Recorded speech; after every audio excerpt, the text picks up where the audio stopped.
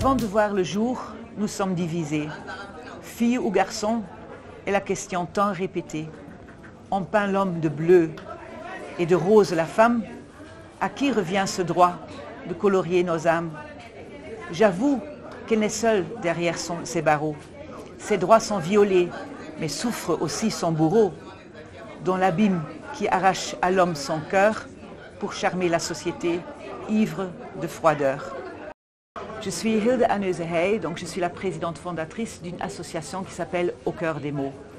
Cette association a comme pour objectif d'intégrer la jeunesse dans le débat sur l'égalité des droits garçons-filles. Et pour ce faire, nous avons lancé un concours d'écriture, donc dans le monde entier, une écriture francophone, où on demande des écoles de participer et de travailler sur un sujet qui est lié à l'égalité des droits garçons-filles.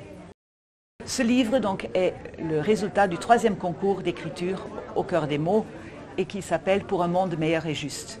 Là, on avait demandé aux enfants, avec leur professeur de français, d'écrire un poème pour dire que le monde serait meilleur et plus juste s'il y avait plus d'égalité entre les garçons et les filles. Les résultats ont été spectaculaires. 54 pays ont participé. Beaucoup de pays d'Afrique, mais également des pays de l'Asie. Ça allait donc de Corée du Sud, Israël, Palestine, des pays européens comme la Belgique ou les Pays-Bas, mais également donc, plein de pays donc, en Afrique. En fait, on a constaté que ce qui est important, c'est de commencer la réflexion sur l'égalité dès le plus jeune âge. Et nous pensons que quand on veut vraiment modifier donc, les mentalités, c'est vraiment en intégrant les enfants donc, dans cette réflexion. Alors, on s'est dit, OK, où est-ce que donc, ce débat peut être lancé? On s'est posé la question et on s'est dit, bon, l'idéal, ce serait à l'école. Parce que, évidemment, ça peut se faire aussi à la maison, mais peut-être qu'à la maison, c'est peut-être un peu plus cloisonné. À l'école, avec un professeur, le débat peut être guidé. Donc, l'idéal, c'était de faire cela dans une école avec des classes mixtes, des écoles donc, où il y a les garçons et les filles ensemble, que là, donc, le professeur commence avec l'étude des droits de l'homme, l'étude des droits des enfants aussi. Et un des droits, c'est de dire que tout le monde a droit à l'éducation. Les projets, donc, c'est de continuer à faire le 4e concours d'écriture, c'est-à-dire à chaque fois d'éditer un livre qui permet de réunir tous les textes des enfants et ensuite, à chaque fois, on donne ces livres-là à chaque enfant qui a participé.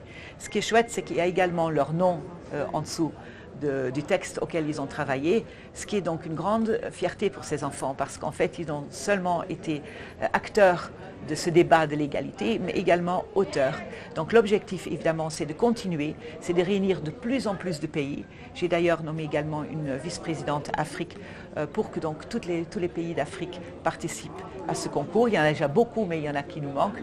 Et je dois remercier vraiment son Excellence, M. Abdou Diouf, qui était celui qui m'avait vraiment encouragé lors d'un entretien. Il m'avait dit, Hilde, allez-y partout où on enseigne le français pour que donc de plus en plus d'enfants participent à ce concours.